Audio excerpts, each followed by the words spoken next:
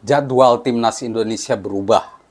Karena ada Piala Dunia U17, kita tidak jadi main di kandang pada 21 November pada ronde atau putaran kedua kualifikasi Piala Dunia 2026. Apakah ini keuntungan atau kerugian?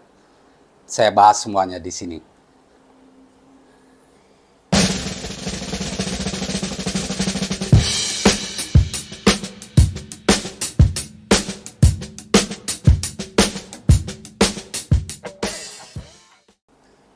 Halo teman-teman semua, jumpa lagi dengan saya Depri Saipullah. Salam Timnas. Kembali kita bicara soal Timnas. Update terbaru soal Garuda, tim merah putih yang kini memiliki agenda besar di kualifikasi Piala Dunia dan juga Januari nanti Piala Asia.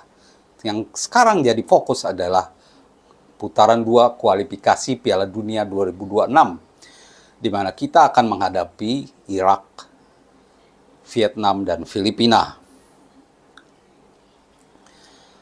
Awalnya Timnas Indonesia akan menghadapi Irak terlebih dahulu pada 16 November 2023 dan laga kandang di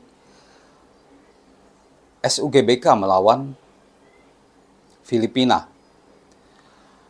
Namun, karena ada Piala Dunia U17 yang digelar di Indonesia mulai 10 November nanti, FIFA mengubah jadwal. Timnas Indonesia akhirnya harus menjalani laga tandang terlebih dahulu melawan Filipina, yang harusnya tahun depan jadi 21 November 2026. Apakah ini kerugian atau keuntungan? Setelah adanya pengumuman perubahan jadwal ini, media-media rival kita, Vietnam dan Filipina, termasuk akun resmi sepak bola mereka, mulai menebar teror kepada Timnas Indonesia. Kita bisa memaklumi, Indonesia tidak bisa dipandang sebelah mata, walaupun kita memulai kualifikasi Piala Dunia 2026 dengan mulai dari putaran 1, tapi negara tetangga kita, Vietnam dan Filipina, sepertinya mulai ngeri dengan kekuatan Timnas Indonesia lewat program naturalisasi yang sejauh ini lumayan berhasil, dan ini dikhawatirkan membuat mereka kehilangan poin. Maka itu ada macam teror ya, seperti Filipina yang meledek Timnas Indonesia pernah kalah 10-0 lawan Bahrain. Jadi perbandingannya apa? Mereka hanya kalah 1-0 lawan Bahrain di FIFA Matchday lalu, di uji coba. Sedangkan Vietnam menyebut bahwa Timnas Indonesia akan rugi karena mereka akan melakoni perjalanan yang jauh. Setelah berangkat ke Irak, Timnas Indonesia harus lanjut ke Filipina. Menurut saya teror ini harus diabaikan saja dan memang tidak penting ya. Karena saya yakin yang ada di kepala Sintayong saat ini adalah bagaimana membuat skuad yang terbaik untuk 2 laga di bulan November. 2 laga yang jadi kunci. 2 laga yang menjadi kesempatan emas.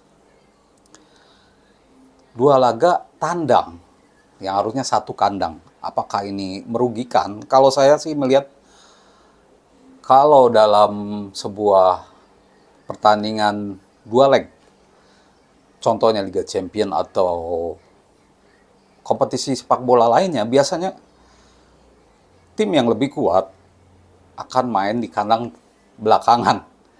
Nah, sedangkan berdasarkan hasil ya, sedangkan tim yang lebih lemah akan main dulu sebagai kandang. Itu yang terjadi di Liga Champions ya. Melihat hasil saat masuk fase gugur, penentuan home and away atau tandang atau kandangnya itu biasanya ditentukan lewat cara seperti itu. Bagaimana hasil kedua tim saat fase grup misalkan. Biasanya tim yang lebih kuat, hasilnya lebih bagus akan melakoni laga kandang dulu.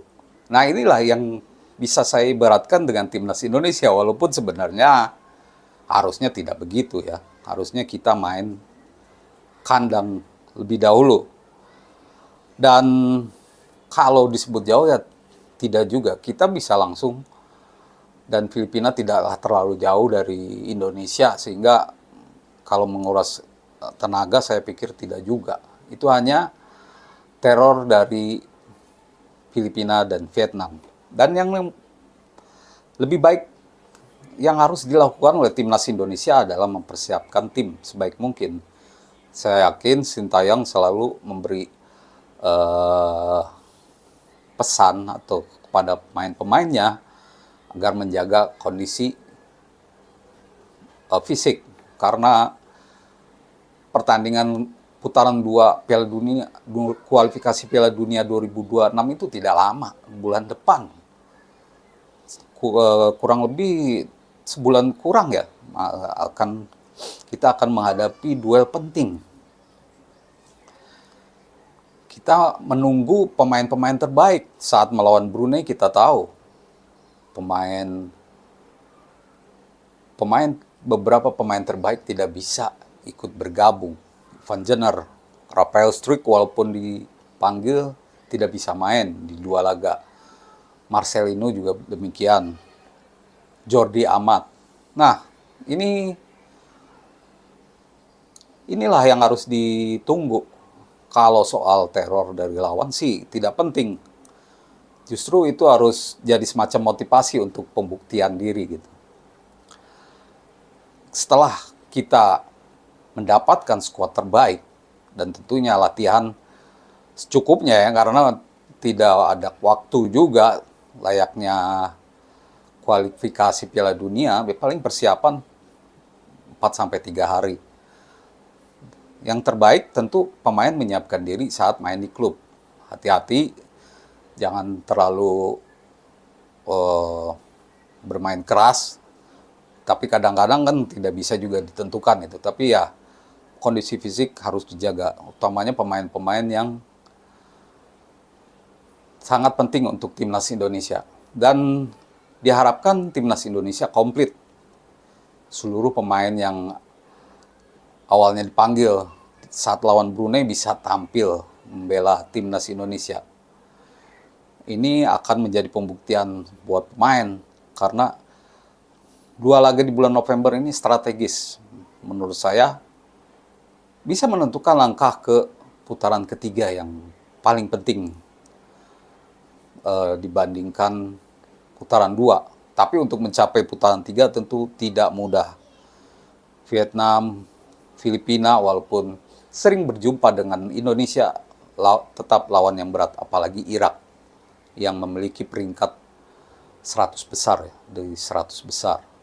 Filipina di atas kita, Vietnam juga di atas kita. Jadi secara ranking kita kalah, tapi secara komposisi pemain timnas Indonesia tidak kalah.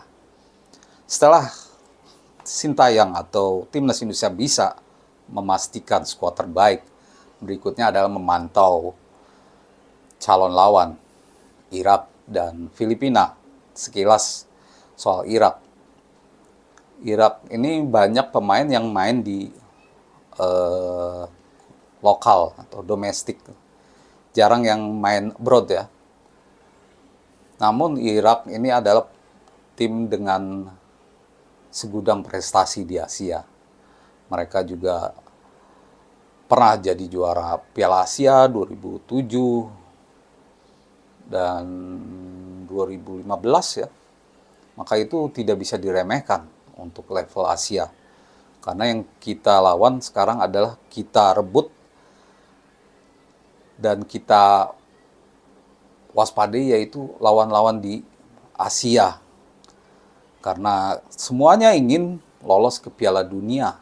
Irak pun sudah lama tidak main di Piala Dunia. Maka itu mereka tentu sangat serius untuk menghadapi ini. Dan pastinya tidak mudah untuk meraih 3 poin di markas Irak. Saya memprediksi